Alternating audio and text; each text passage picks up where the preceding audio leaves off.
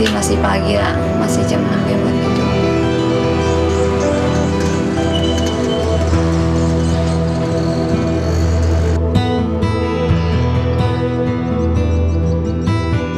Sekali bangun, terus si Ajung, saya sekali buka pintu, si Ajung bilang, "Bang, mau lihat orang Taiwan nggak?" Dia bilang nggak mau kan. Terus aja aku nggak mau. Udah dikasih tahu nggak mau, masih aja dibujukin. Alang belum genap berusia 21 tahun.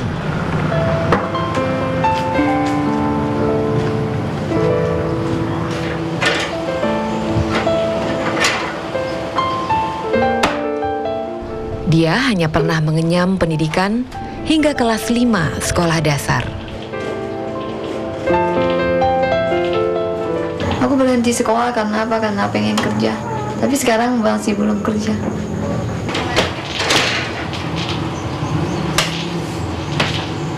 Bapak udah kerja karena sakit.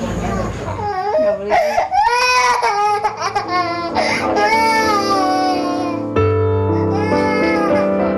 Tugas Alang sehari-hari mengasuh adiknya ketika ibunya bekerja sebagai pembantu di rumah tetangga.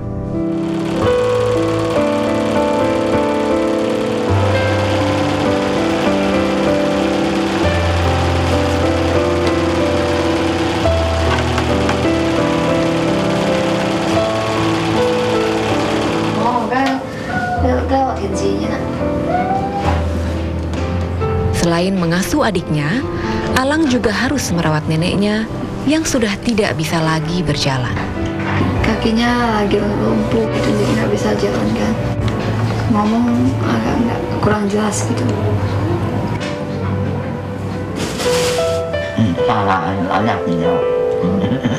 Keadaan keluarganya membuat Alang harus mempertimbangkan sebuah pilihan hidup, yaitu menerima atau menolak lamaran seorang pria asal Taiwan.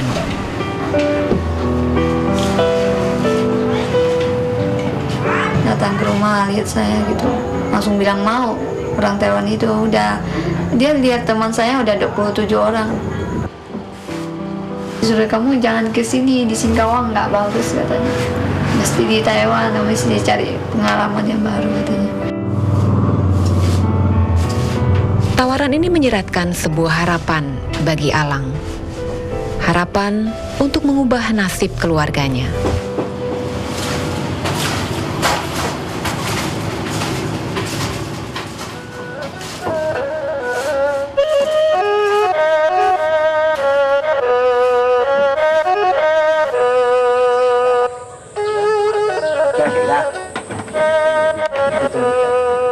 Pengalaman yang sama dialami oleh Lili yang baru berumur 19 tahun. Gadis tamatan sekolah dasar ini juga mendapat lamaran dari seorang pria asal Taiwan. Itu Mak Comlang datang ke rumah, dia bilang ada orang Taiwan datang. Jadi katanya mau lihat enggak? Lihatlah, langsung pergi. Proses perkenalan Lili dengan pria asal Taiwan tersebut berjalan lancar. Perbedaan bahasa tidak menjadi soal bagi mereka.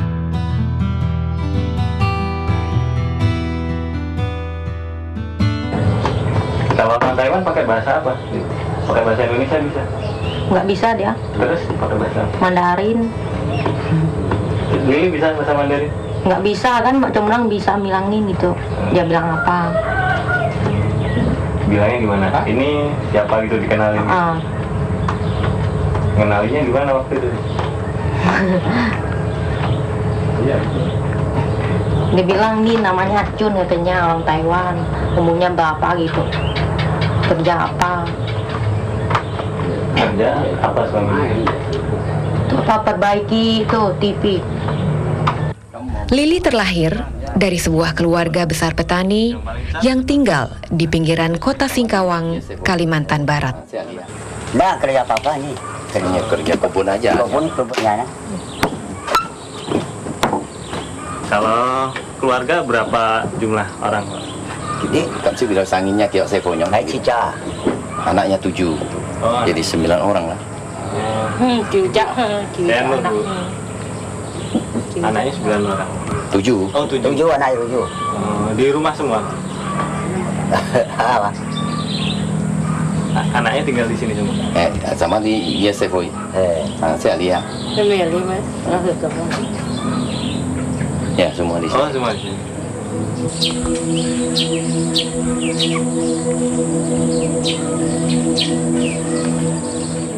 Lahan pertanian milik keluarga Lili terletak hanya beberapa langkah dari rumah mereka. Hasil pertanian inilah yang menghidupi keluarga Lili selama ini.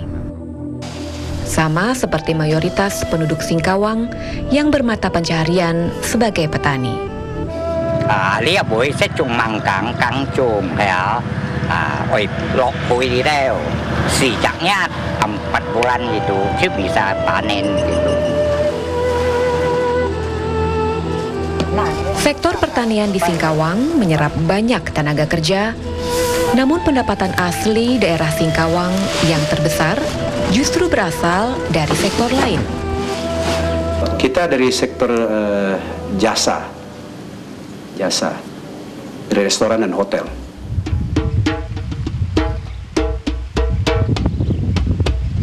Para petani di Singkawang hidup sederhana dan seadanya. Mereka tinggal di rumah-rumah kayu yang beratapkan daun nipah. Menurut catatan Badan Pusat Statistik, tahun 2009 terdapat 13.302 jiwa penduduk miskin di Singkawang. BLT sih ada. Oh, petet lu ya. BLT ada, dia dapat. Mungkin ada 70% lah yang dapat gitu. Nah, mereka inilah yang karena kehidupan yang susah, banyak yang keluar. Ada yang sukses, ada yang kembali lagi, ada yang tidak sukses, dan lain sebagainya.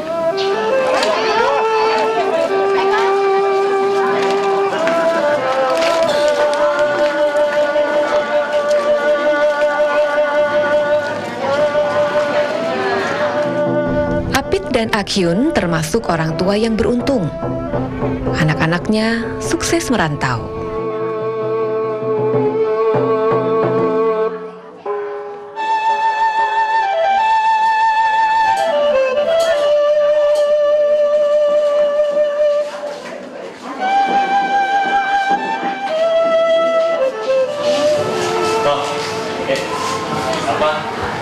Senang nggak anak-anaknya? Senang.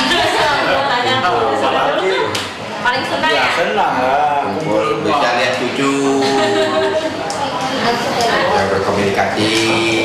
Gimana keadaan, ya kan? Istilahnya berarti sukses. Ya. Apa itu? Merantau ya? Apa istilahnya? Merantau ya? Cutmun lah. Cutmun merantau. Ajun merantau ke Brunei.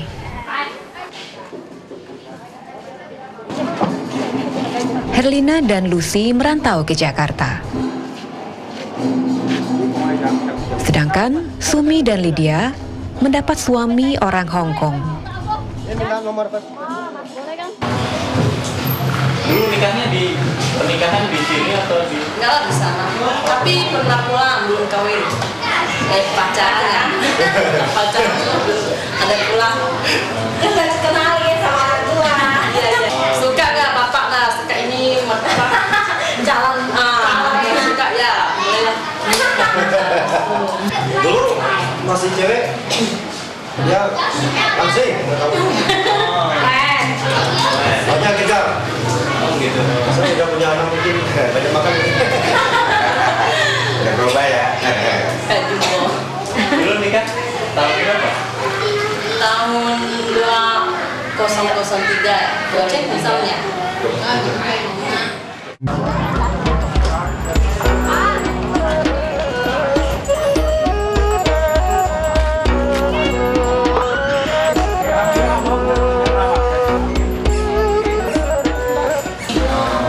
Sebelum dia kerja, Sumi udah sana. Iya. Udah lama di sana.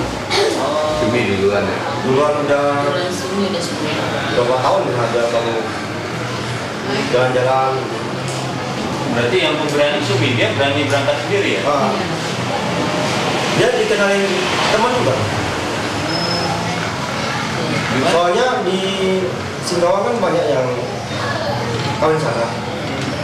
Ada kenal kawan, dikasih kabar lah, kabar gitu. Bukan sendiri lah, main. Jalan-jalan lah sampai ketemu jodoh. Oh gitu, jadi dikenalin karena banyak yang dari Singkawang. Banyak juga. Berangkat ke Hongkong. Betul.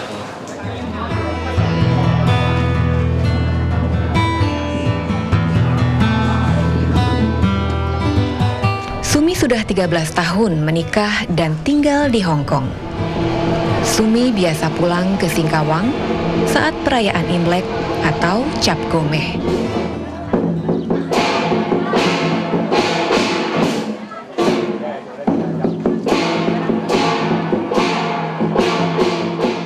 Imlek adalah sebutan untuk tahun baru bagi etnis Tionghoa.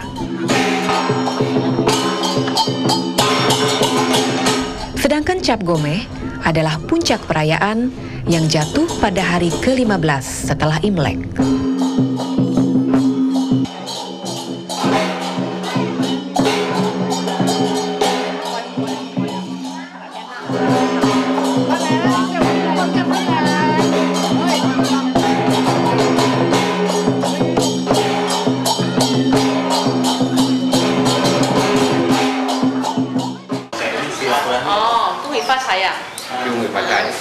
Itu kebiasaan dari dulu Tionghoa kan, orang Tionghoa kan pertama sinca ketemu mau kung ifa coy. Maksudnya itu? Maksudnya itu ya. Ini main apa coy bang? Kung sifat saya. Jadi Selamat tahun baru ya. Imlek. Tahun baru kayak gitu loh. Selamat tahun baru nggak sama itu. Itu ke Kalau bilang kung ifa coy ampau langsung ya. Tuh. 500 juga masih ya.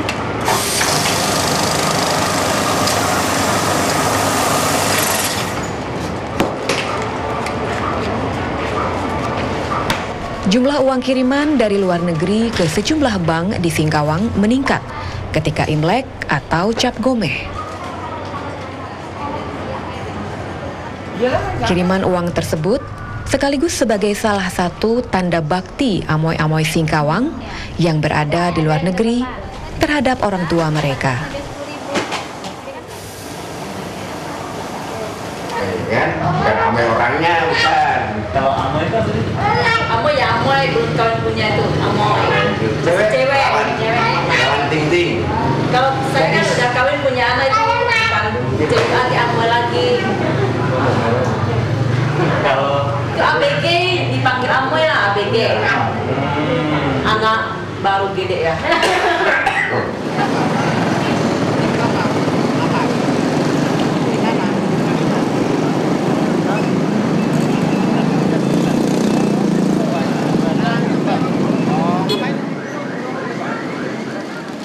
Ketika Imlek atau Cap Gomeh, kelenteng-kelenteng di kota Singkawang dipenuhi masyarakat Tionghoa. Mereka berdoa, memohon keselamatan dan kesejahteraan untuk 1 tahun ke depan. Perayaan Imlek atau Cap Gomeh adalah sebuah perayaan yang mustahil mereka rasakan ketika Orde Baru berkuasa.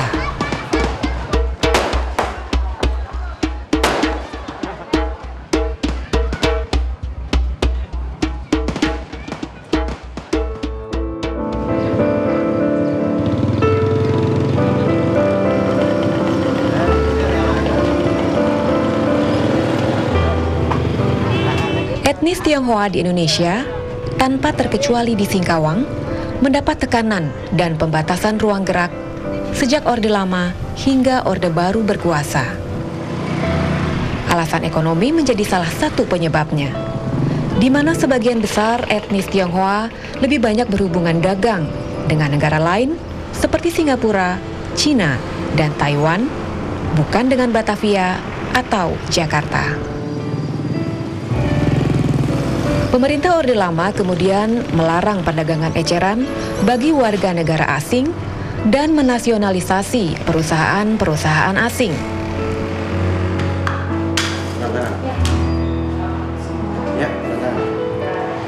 Pemerintah juga memberlakukan kewarganegaraan ganda bagi etnis Tionghoa. Artinya, mereka tidak sepenuhnya menjadi warga negara Indonesia maupun warga negara Tiongkok.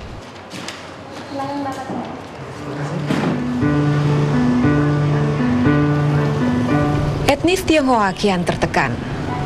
Di Singkawang mencapai puncaknya pada tahun 1967. Yaitu saat konflik antara etnis yang menyebabkan gelombang besar pengungsi etnis Tionghoa dari daerah pedalaman ke daerah pesisir atau di pinggiran kota Singkawang.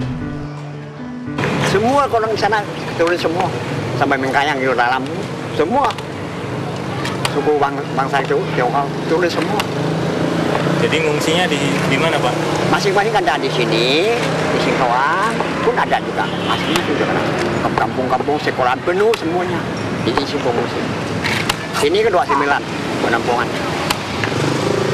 Sana Buru Misi ada juga penampungan. Perang Pasir juga ada. Tanjung Batu ada. Dari Luhang pun ada juga. Pengungsi semua. Kalau sini penuh pindah sana, sana penuh pindah sana.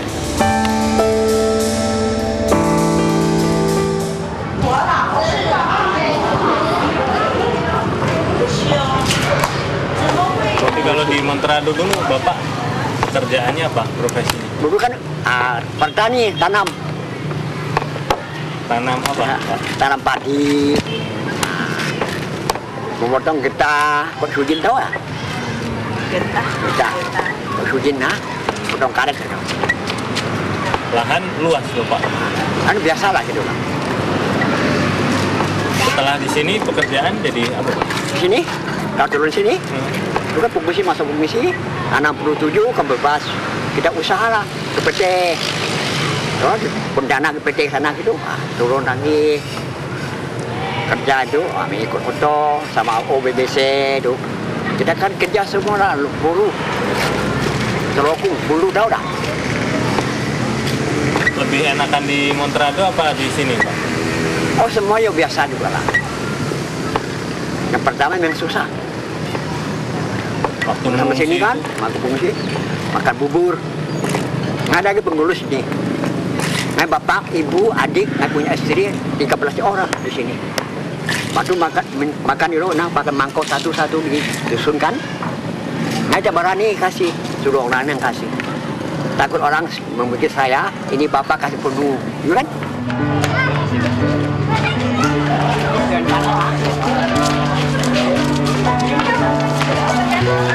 Aliong diangkat menjadi kepala di sekolah Mandarin ketika sekolah ini dibuka kembali tahun 2002.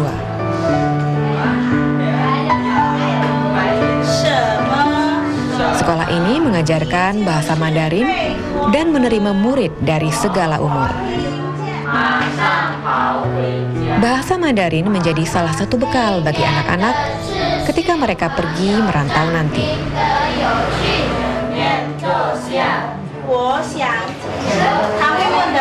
Karena cari ilmu. Cita-citanya apa?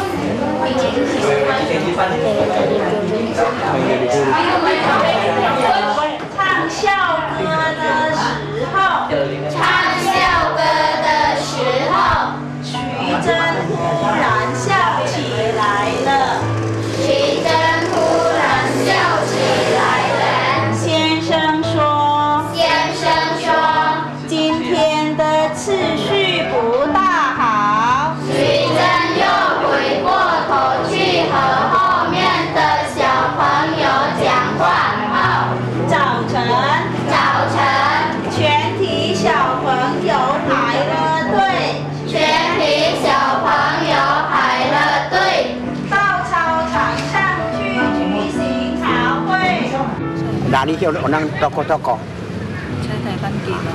Toko ada yang dari kirim dari Taiwan. Yang kirim dari Taiwan juga ada. Taiwan ada juga. Buku-buku tuh. Ada di bukunya toko-toko ada di luar dulu di fotokopi semua lah.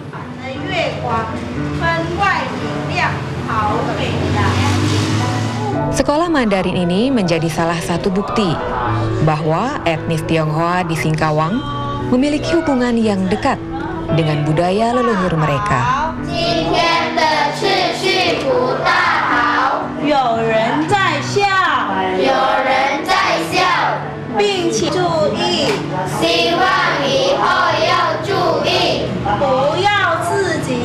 守秩序，不要自己不守秩序。 Etnis Tionghoa di Singkawang juga masih menggunakan bahasa Hakka atau Kek dalam keseharian mereka.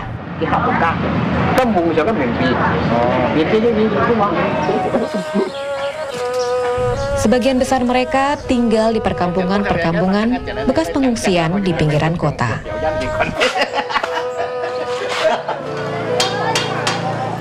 Tekanan-tekanan yang terjadi pada masa lalu masih membekas dalam kehidupan masyarakat Tionghoa di Singkawang. Hal ini membuat mereka enggan berurusan dengan masalah hukum. Terus terang aja orang Chinese Singkawang ini memang paling malas berurusan yang ribet-ribet gitu. Itu kenapa? Memang doang, nggak mau mereka. Jangankan untuk kasus-kasus, untuk bikin KTP aja mereka malas mau ngurus-ngurus ke kantor-kantor. Kalau perjanjian antara warga turunan Tionghoa, kami tidak pernah menangani. Karena mereka membuatkan perjanjian itu bukan secara tertulis. Mereka berdasarkan kepercayaan saja mereka pakai. Kalau yang kita tangani selama ini, kalau memang ada pembuktian, misalnya ada perjanjian seperti itu, bisa kita gini. Tapi selama ini tidak pernah kita tangani, karena mereka membuat perjanjian hanya berdasarkan kepercayaan atau trust antara mereka. Masyarakat Tionghoa di Singkawang memegang teguh prinsip kepercayaan. Prinsip ini mewarnai kehidupan masyarakat Tionghoa di Singkawang, termasuk dalam hal perkawinan. Mama udah percaya sama orang si Ajong. Itu karena itu adiknya ada di sana di Taiwan kan. Lantas apa yang membuat pria asal Taiwan rela melintasi lautan hingga ke Singkawang hanya untuk mencari istri? Dia tuh nikah karena apa? Karena saya masih belum punya itu, masih belum punya rumah tangga gitu. Mas saya cari amoy Singkawang gitu kan. Tuh kalau di amoy sana dia nggak mampu katanya. Soalnya kalau amoy Singkawang kan lebih bagus katanya kan, bisa turuti omongan kita. Dalam waktu kurang dari 1 minggu sejak perkenalan, Alang pun menikah dengan pria asal Taiwan, meski usia mereka terpaut 30 tahun. Prosesi lamaran dan pernikahan mereka berlangsung sederhana. Hanya kerabat dekat Alang saja yang hadir. Namun harapan Alang untuk memperoleh kebahagiaan dan kehidupan yang lebih layak pupus seketika. Dibohongin segala macam, itu yang aku benci. Kita udah dengar dia sama orang Taiwan itu, dia bilang, saya ini umurnya 47 loh, kamu tahu nggak kan? Saya bilang, bukannya 34, saya bilang, katanya 34. Jadi mesti dibohongin segala macam, aku langsung nggak mau pergi. Alang bahkan menerima ancaman dari Mak Comlang yang mengenalkan dia kepada pria Taiwan tersebut. Saya bilang nggak mau pergi, langsung ngancam suruh bayar 40 juta lebih. Saya bilang nggak mau pergi, langsung ngancam suruh bayar 40 juta lebih. Jadi kami kan cuma ngeterima 5 juta kan. Jadi nggak mungkin kita dapat uang dari mana kan. Terus pokoknya diancam kalau kamu memang nggak mau pergi, harus bayar ganti 40 juta lebih. Pokoknya harus ganti gitu lah. Alang kemudian berurusan dengan hukum karena pernikahannya dengan pria Taiwan tersebut bermasalah. Cerita sama koko saya, Pak Alok kan. Jadi saya cerita sama dia kena sama Ibu Rosita Ningsi. Terus dibilang kamu jangan sedih katanya. Nanti saya suruh Ibu Rosita Ningsi yang ngurus. Kasus Alang lah yang pertama yang lapor ke kantor ibu bahwa dia keberatan untuk diberangkatkan walaupun proses perkawinannya sudah selesai. Kasus Alang pun berlanjut hingga ke pengadilan. Hal ini mengharuskan Alang berkali-kali datang ke pengadilan untuk memberikan kesaksian. Mak Comblang yang mengenalkannya dengan pria Taiwan tersebut menjadi terdakwa dalam kasus ini. Proses di kejaksaan dan di pengadilan, saya selaku pendamping memang agak kecewa. Kecewa dalam hal dari mulai persidangan awal sampai akhir, kemudian tuntutannya hanya 8 bulan atau 9 bulan, terus putusannya bebas. Kasus yang dialami Alang inilah yang oleh sebagian orang disebut sebagai kasus pengantin pesanan. Pengantin pesanan itu adalah amoy singkawang yang dipesan oleh laki-laki Taiwan untuk dijadikan istri. Bukan kawin kontrak. Kalau orang kan banyak bilangnya kawin kontrak. Saya bilang singkawang tidak ada kawin kontrak. Karena kalau kawin kontrak itu kan harus ada kesepakatan, harus ada batas waktu, itu namanya kontrak. Tapi untuk pengantin pesanan, laki-laki Taiwan pesan amoy singkawang untuk dijadikan istri. Nah, untuk dijadikan istri jadikan rumah tangga lah ya, berumah tangga. Nah, kembali lagi dalam rumah tangga itu apakah mereka lanjut atau tidak gitu. Tapi tidak untuk dikontrak, bukan untuk batas waktu tertentu gitu, tidak. Bahkan mereka ada yang sampai ke anak cucu. Tapi sebagian orang memiliki pandangan yang berbeda. Yang namanya sebuah pengantin itu pernikahan. Pernikahan itu ada masa hidup. Masalah hidup, masalah yang paling sakral, yang sangat sakral. Jadi bagaimana dikatakan pesanan? Dan buktinya mereka sudah berkeluarga, punya anak. Nah, ini kan punya keturunan. Berarti mereka sudah mengikhlaskan segalanya untuk berumah tangga. Yang orang bilang tanda kutip ya, amoy-amoy yang dilamar dan kawin menikah di Taiwan dan Hong Kong. Saya lihat itu sepenuhnya karena kemiskinan, bukan karena suka atau karena apa. Bahkan kadang-kadang saya bisa menganalogikan ini seperti TKW, yang karena di dalam negeri tidak ada pekerjaan, bekerja di luar. Kalau trafficking yang dikatakan warga negara warga Taiwan atau bagaimana, kita tidak pernah menangani kasus seperti itu. Kehidupan amoy-amoy singkawang terus berlanjut. Kisah mereka seakan tidak pernah ada habisnya. Paling suami pulang, udah minum, main judi, minum, mukul kita. Kita nikah di sana, sebenarnya kan mau cari kebahagiaan, kan yang keperluan kita sehari-hari, tapi bukan. Malahan kita kerja di sana, kita disiksa. Acin bersedia menikah dengan pria asal Taiwan karena himpitan ekonomi yang dialami keluarganya. Awal berangkatnya sih, saya demi orang tua saya. Orang tua saya sebagai petani, kan miskin kan. Nah, hutang juga banyak sama bos-bos gituan. Jadi saya terpaksa lah sebagai anak, jadi anak kan, mengabdi orang tua. Ya, saya nikah sama orang Taiwan demi membayar utang-utang itu. Tapi orang tua saya nggak tahu. Saya hidup di sana gimana nggak tahu.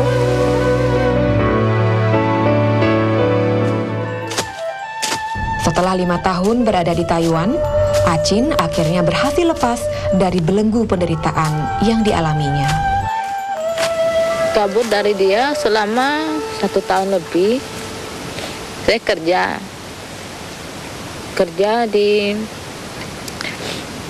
ikut teman, sama teman kan, kerja. Udah itu saya dilaporkan polisi, lalu saya dibawanya ke kantor polisi. Saya minta pulang, lalu dia nggak mau cerai sama saya, tapi polisinya kasih saya pulang, minta surat itu. Nah, setelah itu polisi itu minta saya pulang, saya bilang boleh. Dia nggak mau cerai sama saya sama sekali. Nah, udah itu saya dibeliin tiket, kan. Udah itu saya pulang sampai sekarang.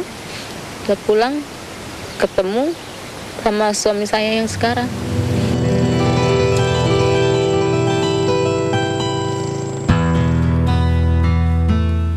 Acin kini hidup di perumahan transmigrasi bersama Akyong, suaminya sekarang.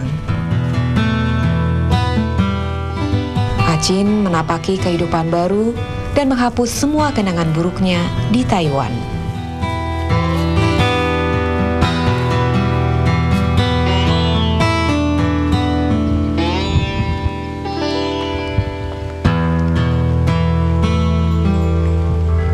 Nggak pengen lagi, udah jarang. Memang udah trauma banget. Yang penting hidup saya sekarang sama suami saya sekarang, hidup apa adanya udah cukup.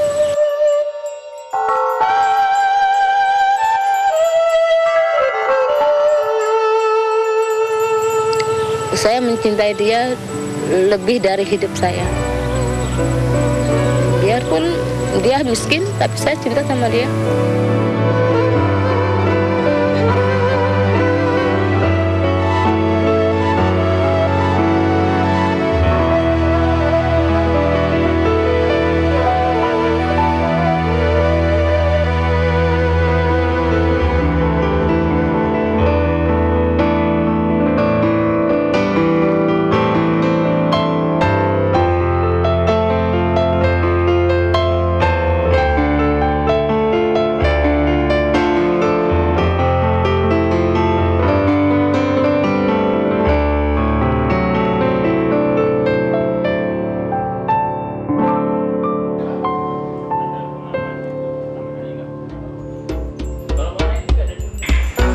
Menurut catatan Kementerian Luar Negeri Taiwan, terdapat lebih dari 50.000 warga negara Indonesia yang menikah dan menetap di Taiwan. Jumlah ini terus bertambah. Sementara selama 5 tahun terakhir ini, tercatat 287 pasangan melakukan perkawinan campuran di Singkawang. 275 diantaranya adalah perempuan Singkawang yang menikah dengan pria asal Taiwan.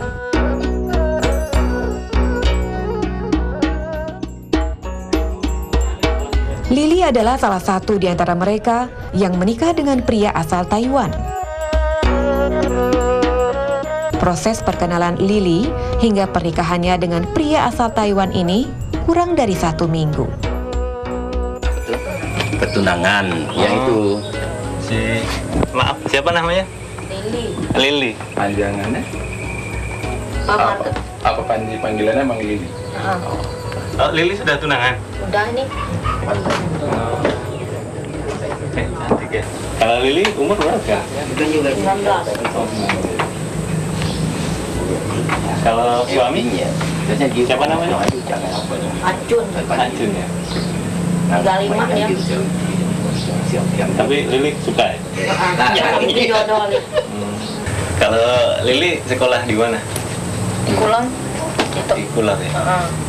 Sampai? Kelas 6. Oh, kelas 6 SD? SMP lanjut lagi? Enggak. Kenapa?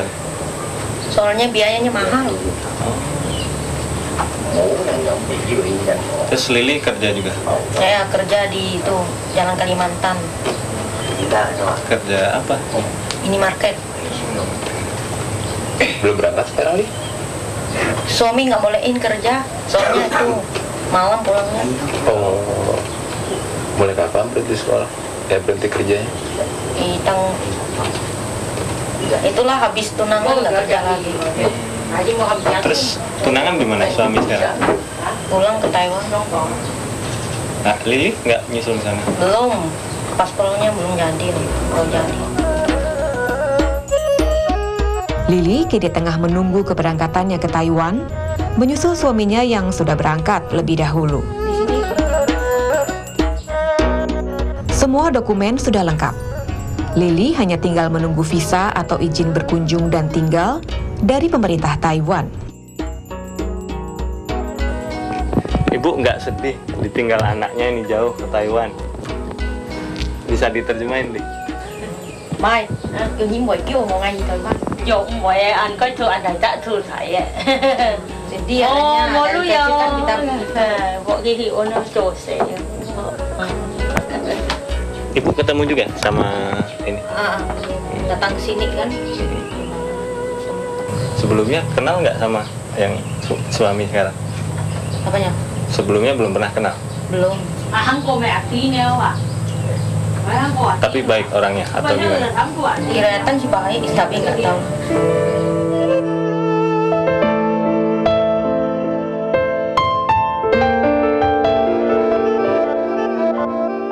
Amoy-amoy Singkawang adalah para perempuan yang sanggup berkorban untuk orang-orang yang mereka cintai.